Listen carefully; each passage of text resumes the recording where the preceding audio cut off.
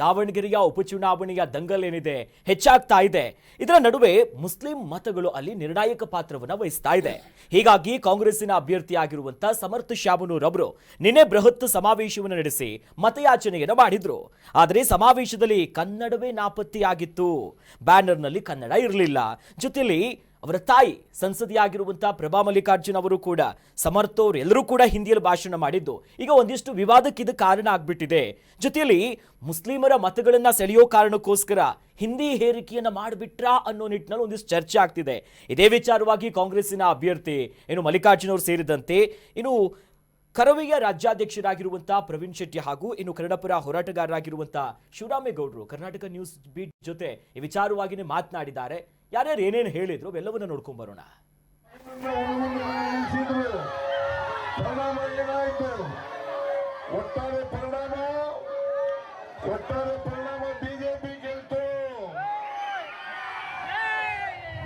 ನಮ್ಮ ಸಂಸತ್ ಸದಸ್ಯರಂತ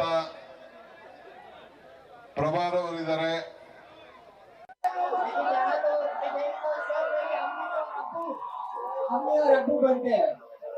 अम्मी हो या अम्मा हो, ये एक सिक्के के दो मोड़ होते हैं।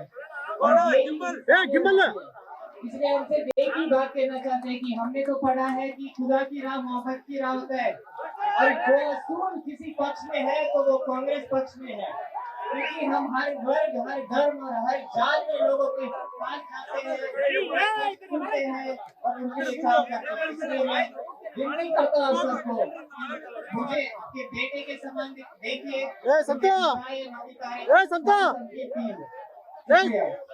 सभी भाइयों और बहनों को अस्सलाम वालेकुम. आप सभी का प्यार, आप सभी का विश्वास जो आपने अप्पा जी को, डॉक्टर शामनूर शिवशंकरप्पा जी को 6 बार जिताकर दिखाया है. आप समय आया है कि आपने पिछले चुनाव में अप्पा जी को 5 साल के लिए जिताया है, तो ये वादा पूरा करने का समय आया है. इस बार उनके पोते समर्थ शामनूर खड़े हैं. आप सभी समर्थ शामनूर को अपने बेटे की तरह, पोते की तरह आशीर्वाद दीजिए. जिस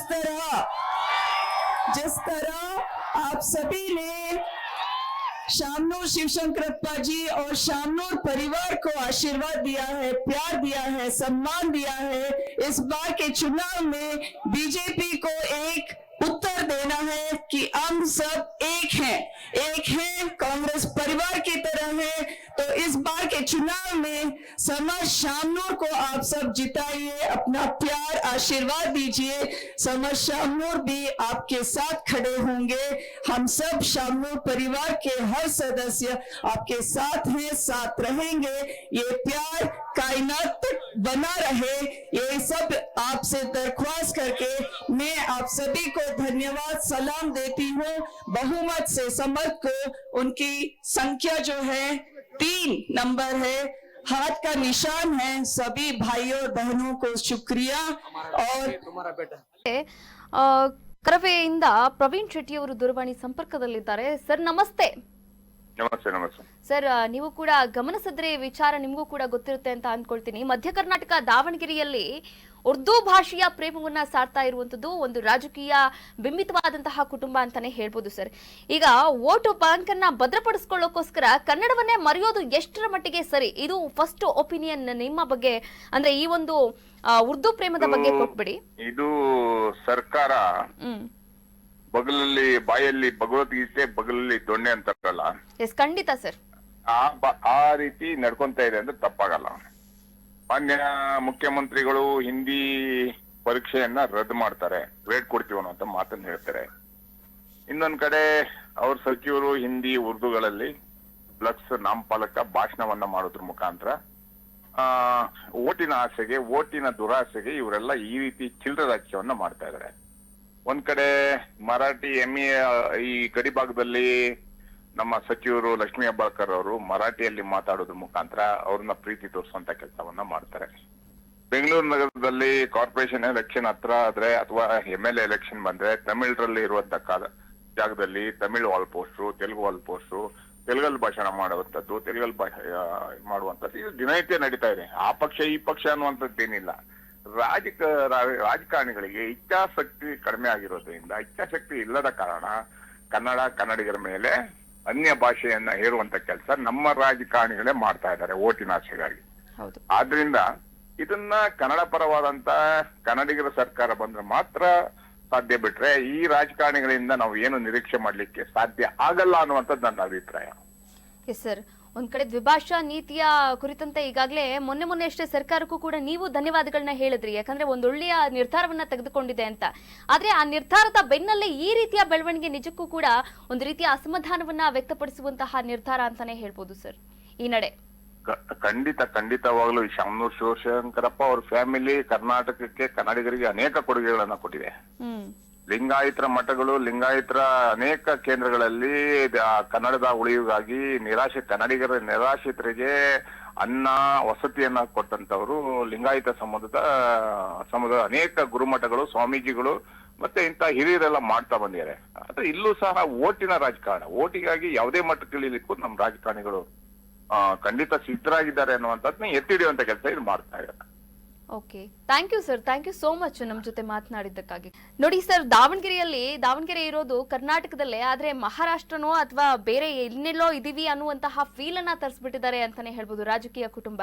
ಮೊನ್ನೆ ಅಷ್ಟೇ ದ್ವಿಭಾಷಾ ನೀತಿಯನ್ನ ಪಕ್ಷ ಅಂದ್ರೆ ರದ್ದುಪಡಿಸಿರುವಂತದ್ದು, ಆದ್ರೆ ದ್ವಿಭಾಷಾ ನೀತಿಯನ್ನ ಜಾರಿಗೆ ತಂದಿರತಕ್ಕಂತ ಇವರೇ ಈ ರೀತಿ ಮಾಡಿರುವಂತದ್ದು ಎಡವಟ್ಟನ್ನ. ಈ ಬಗ್ಗೆ ಏನ್ ಹೇಳ್ತೀರಾ ಸರ್? ಇವರೇ ಅಂತಲ್ಲ, ಇಡೀ ರಾಜಕೀಯ ಸಮೂಹದವರೇ ತಮ್ಮ ಸ್ವಾರ್ಥಕ್ಕಾಗಿ ನಾಡಿನ ಹಿತವನ್ನ ಬಲಿ ಕೊಡುವಂತನ್ನ ಎಲ್ಲಾ ಪಕ್ಷದವರು, ಎಲ್ಲಾ ರಾಜಕಾರಣಿಗಳು ಮಾಡ್ಕೊಂಡು ಬರ್ತಿದ್ದಾರೆ. ತುರಂತ ಕನ್ನಡಿಗರ ಅಸ್ಮಿತೆಗಾಗಿ ನಾವು ಹಿಂದಿ ಭಾಷೆನೇ ತೆಗೆದುಬಿಟ್ಟು ಅಂತ ಬಿಂಬಿಸ್ತಾ ಇದ್ದಾರೆ. ಹಿಂದಿ ಭಾಷೆ ಅನ್ನೋದಿದೆ, ಹಿಂದಿ ಭಾಷೆ ಕಡ್ಡಾಯ ಅಲ್ಲ ಅನ್ನಷ್ಟೇ ಮಾಡಿರೋದು. ಯಾಕೆ ಅಂದ್ರೆ ಕನ್ನಡದ ಮಕ್ಕಳು ಪರ್ಸೆಂಟೇಜ್ ಶೇಕಡಾವಾರು ಇದರಲ್ಲಿ ದ್ವಿಭಾಷಾ ಇದ್ರೆ ಅವ್ರ ಮಾತೃಭಾಷೆಯಲ್ಲಿ ಕಲಿಯೋದ್ರ ಮುಖಾಂತರ ಅದನ್ನ ನಾವು ಸರಿಗಟ್ಬೋದು. ಯಾಕಂದ್ರೆ ಇದು ಬರೀ ದೇಶದಲ್ಲಿ ಒಂದು ಕಡೆ ಅಲ್ಲ, ಇಡೀ ಉತ್ತರ ಭಾರತದಲ್ಲಿ 5 ಸಬ್ಜೆಕ್ಟ್ ಇದೆ. ತಮಿಳುನಾಡಲ್ಲಿ ದ್ವಿಭಾಷಾ ನೀತಿ ಇದೆ, ಮಹಾರಾಷ್ಟ್ರದಲ್ಲಿ ದ್ವಿಭಾಷಾ ನೀತಿ ಇದೆ.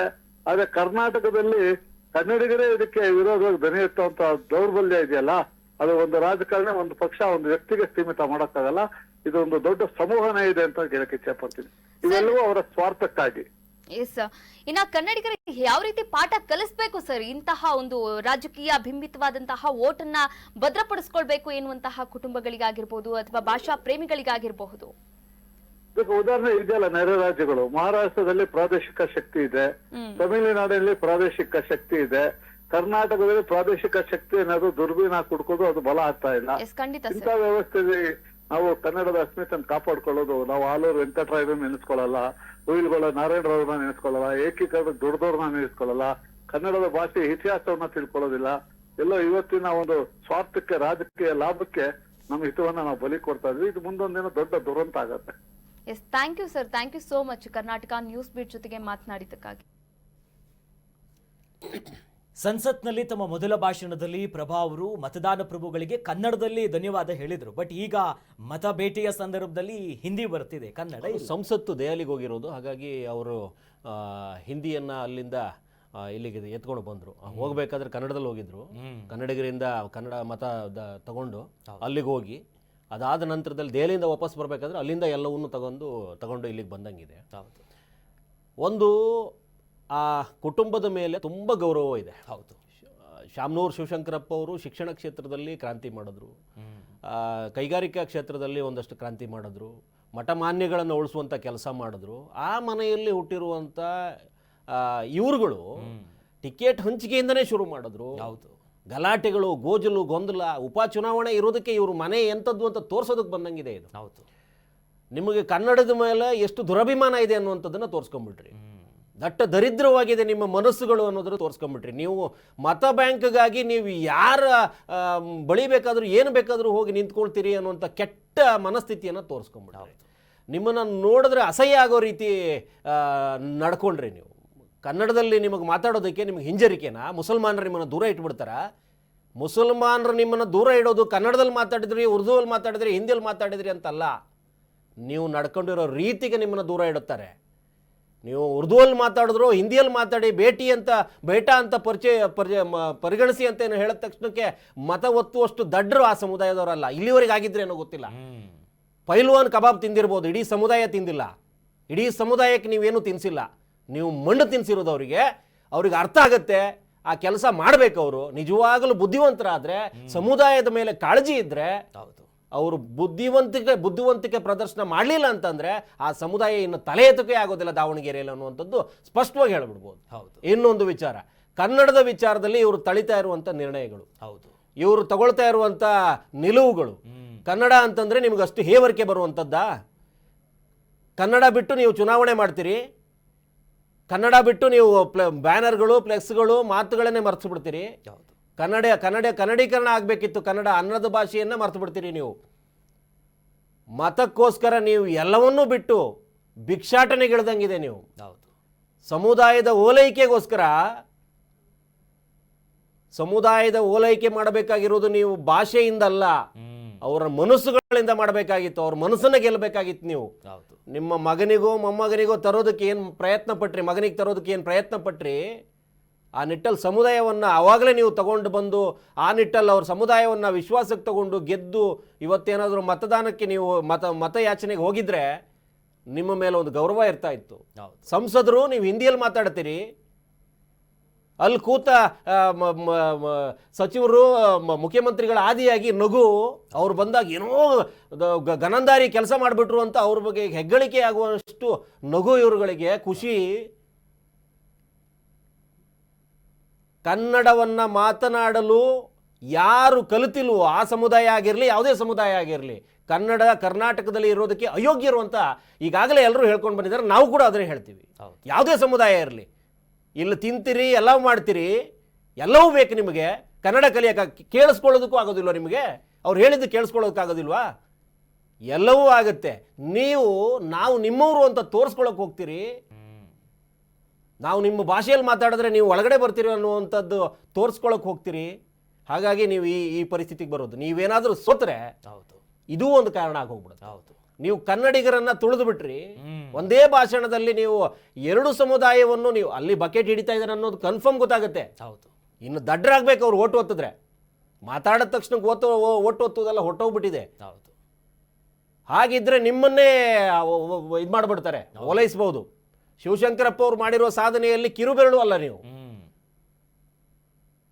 ಅವರನ್ನೇ ಹಿಡಿದು ನೀವು ಮತದಾನಕ್ಕೆ ಇಳಿದು ಬಿಟ್ಟಿದ್ರೆ, ಮತಯಾಚನೆಗೆ ಇಳಿದು ಬಿಟ್ಟಿದ್ರೆ ಸಾಕಿತ್ತು ನಿಮಗೆ. ನಿಮಗೆ ಯಾವ ಶಕ್ತಿನೂ ಬೇಡ. ಕಾಂಗ್ರೆಸ್ ಇಲ್ಲದೆ ಗೆಲ್ಲಬಹುದು, ನೀವು ಪಕ್ಷೇತರವಾಗಿ ನಿಂತರೂ ಗೆದ್ದು ಬರ್ಬೋದು. ಅಷ್ಟೊಂದು ಮಾಡಿಕೊಟ್ಟು ಹೋಗಿರುವಂಥ ಕುಟುಂಬ ಅದು. ಶಾಮನೂರು ಶಿವಶಂಕರಪ್ಪರು ಆಲದ ಮರದ ರೀತಿಯಲ್ಲಿ ಕೆಲಸ ಮಾಡಿಬಿಟ್ಟು ಹೋದ್ರು. ಅವರು ನೆರಳಲ್ಲಿ ಬಂದವರು ನೀವುಗಳು. ದಂತವೈದ್ಯೆ, ಸಂಸದೆ, ಕನ್ನಡದ ಮೇಲೆ ಈ ರೀತಿ ದುರಭಿಮಾನವನ್ನು ಇಟ್ಕೊಳ್ತೀರಿ ನೀವು. ಸಮುದಾಯವನ್ನು ಓಲೈಸೋಕ್ಕೋಸ್ಕರ ನೀವು ಭಾಷೆಯನ್ನೇ ಮರೆತು ಬಿಡ್ತೀರಿ. ಕರ್ನಾಟಕದಲ್ಲಿ ಚುನಾವಣೆ ನಡೆಸ್ತೀರಿ, ಬೇರೆ ಕಡೆ ಹೋಗಿ ನಡೆಸಿ. ಕೇಳಿದಾರ ಅವರು ಉರ್ದುವಲ್ಲಿ ಮಾತಾಡಿ, ಹಿಂದಿಯಲ್ಲಿ ಮಾತಾಡಿ, ನಮ್ಗೆ ಅರ್ಥ ಆಗೋದಿಲ್ಲ ಅಂತ ಕೇಳಿದ್ರ? ಯಾಕೆ ಓಲೈಕೆ ಹೋಗ್ತೀರಿ? ಯಾಕೆ ಬಕೆಟ್ ಹಿಡಿತೀರಿ? ಯಾರು ಕೇಳ್ತಾರೆ ನಿಮ್ಮನ್ನ? ನೀವು ಮಾಡ್ಕೊಂಡಿರೋದೇ ಸುಮಾರಿದೆ. ಅದ್ರ ಮಧ್ಯದಲ್ಲಿ ಇದೊಂದು ಬೇಕಿತ್ತ ನಿಮಗೆ? ಕುಟುಂಬ ಸರಿ ಮಾಡ್ಕೊಂಡ್ ಬಂದ್ರಿ, ಸಮುದಾಯವನ್ನು ಓಲೈಸ್ಕೊಳ್ಳೋದಕ್ಕೋಸ್ಕರ ಇವ್ರು ಯಾರನ್ನೋ ಪೈಲ್ವಾನ್ ತಗೊಂಬಂದ್ರೆ ಇನ್ನೂ ಇಬ್ಬರಿದ್ದಾರೆ ಕೊಡ್ಲಿ ಏಟ್ ಕೊಡೋದಕ್ಕೆ. ನೀವೇನು ಅಂತರ ನಿರೀಕ್ಷೆ ಮಾಡ್ತಾ ಇದ್ರೋ ಅಷ್ಟು ಮತಗಳನ್ನು ಬಡದು ಬಾಯಿಗೆ ಹಾಕೊಂಡು ಹೋಗೋದಕ್ಕೆ ಅವ್ರು ರೆಡಿ ಇದ್ದಾರಲ್ಲಿ. ನೀವು ಮಾಡಿರೋ ಕೆಲಸಗಳಿಗೆ ಕನ್ನಡದ ಮನಸ್ಸನ್ನು ಒಡೆದ್ರಿ, ಕನ್ನಡದ ಮತವನ್ನು ಕಳ್ಕೊಂಡ್ರಿ, ಕನ್ನಡಿಗರ ಮನಸ್ಸನ್ನು ಒಡೆದು ಕನ್ನಡಿಗರ ಮತವನ್ನು ಕಳ್ಕೊಂಡ್ಬಿಟ್ರಿ. ನಿಮಗೂ ಪಾಠ ಕಲಿಸಿಲ್ಲ ಅಂತಂದ್ರೆ ನಾವು ಕನ್ನಡಿಗರಲ್ಲ. ನೀವೇನು ಮಾಡಿದ್ರು ವಿಶಾಲ ಹೃದಯದಿಂದ ನಾವು ಸ್ವೀಕಾರ ಮಾಡಿಬಿಟ್ರೆ ಮತ್ತಿನ್ನೆಂದೂ ತಲೆ ಎತ್ತಕ್ಕಾಗೋದಿಲ್ಲ ನಾವು. ಈ ರೀತಿ ಆದಾಗಲೇ ಸೆಟತ್ ನಿಂತ್ಕೋಬೇಕು ಕನ್ನಡಿಗರ ಕನ್ನಡಾಭಿಮಾನ. ಇಂಥ ವಿಕೃತಿಗಳು ಮೆರೆದಾಗ, ಇದೆಲ್ಲ ವಿಕೃತಿ ಇದು, ಇಂಥ ವಿಕೃತಿಗಳ ಮೆರೆದಾಗ ಸೆಟದ್ದು ನಿಂತು ನಾವು ತೋರಿಸಬೇಕಾದದನ್ನು ತೋರಿಸಿಲ್ಲ ಅಂತಂದ್ರೆ ಮತ್ತೊಂದು ಅವಕಾಶಗಳು ಸಿಗೋದಿಲ್ಲ ನಮಗೆ. ಮತ್ತೊಂದು ಅವಕಾಶಗಳು ಬೇಡವೇ ಬೇಡ ನಮಗೆ. ನೀವೀಗಾಗಲೇ ತೋರಿಸಿದಿರಿ ದುರಭಿಮಾನ ನಿಮ್ಮದು. ಕನ್ನಡಿಗರು ತೋರಿಸ್ತಾರೆ, ಅದೊಂದು ಸಮುದಾಯಕ್ಕೆ ಏನು ಮಾಡಿದಿರಿ ಅವರು ತೋರಿಸ್ತಾರೆ. ತೋರಿಸ್ಬೇಕು ನಿಮ್ಗಳಿಗೆ. ದಟ್ಟ ದರಿದ್ರವಾಗಿ ನೀವು ಇರಬೇಕು. ಆ ಲೆವೆಲಿಗೆ ತಂದು ಕೊಟ್ಕೊಂಡ್ರಿ. ಕನ್ನಡಿಗರು ಸುಮ್ಮನೆ ಇದ್ದಾರೆ ಅನ್ನುವಂಥದ್ದಲ್ಲ, ಸಮಯ ಬಂದಾಗ ತೋರಿಸುವಂಥದ್ದು. ಎಲ್ಲದಕ್ಕೂ ತಯಾರಿದ್ವಿ ನಾವು. ದಾವಣಗೆರೆ ಚುನಾವಣೆಗೆ ಹೊರತಲ್ಲ ನಾವು. ನೀವು ತೋರಿಸಿರುವಂಥದ್ದು ಏನಿದೆ, ಇಡೀ ರಾಜ್ಯಾದ್ಯಂತ ಚೀಮಾರಿ ಹಾಕ್ತಾ ಇದ್ದಾರೆ ನಿಮಗೆ. ಸೋಷಿಯಲ್ ಮೀಡಿಯಾದಲ್ಲಿ ನೋಡ್ತಾ ಇದೀವಿ, ಚಿಮಾರಿಗಳು ಬೀಳ್ತಾ ಇದಾವೆ ನಿಮಗೆ. ಬರೀ ಒಂದು ಕ್ಷೇತ್ರಕ್ಕೆ ಸೀಮಿತ ಆಗಿಲ್ಲ, ನೀವು ಅಸಹ್ಯ ಕೂತ್ಕೊಂಡಿದ್ರಿ ಇವತ್ತು. ಆ ಮಟ್ಟದ ಚಿಮಾರಿಗಳು ಬೀಳ್ತಾ ಇದ್ದಾವೆ. ಸಮುದಾಯದ ಓಲೈಕೆಗೆ ಹೋಗಿ ನೀವು ಯಾವ ಮಟ್ಟಕ್ಕೆ ಬೇಕಾದರೂ ಇಳಿತೀರಿ ಅನ್ನುವಂಥದ್ದನ್ನು ತೋರಿಸ್ಬಿಟ್ರಿ. ನಿಮ್ಮ ಕೈಗೆ ಅಧಿಕಾರ ಕೊಟ್ಟರೆ ಇನ್ನು ಎಲ್ಲಿಗೆ ಹೋಗ್ತೀರಿ ನೀವು? ಹೌದು, ಅಧಿಕಾರದ ಅಮಲಲ್ಲಿ ಏನು ಬೇಕಾದರೂ ಮಾಡೋದಕ್ಕೆ ಸರಿ ಸಮಾನವಾಗಿದ್ದೀರಿ ಅನ್ನುವಂಥದ್ದನ್ನು ತೋರಿಸ್ಬಿಟ್ರಿ ಇವತ್ತು. ಹಾಗಾಗಿ ಯಾವ ಕಾರಣಕ್ಕೂ ಇದು ಒಪ್ಪಿತವಲ್ಲ, ಒಪ್ಪೋದೂ ಇಲ್ಲ.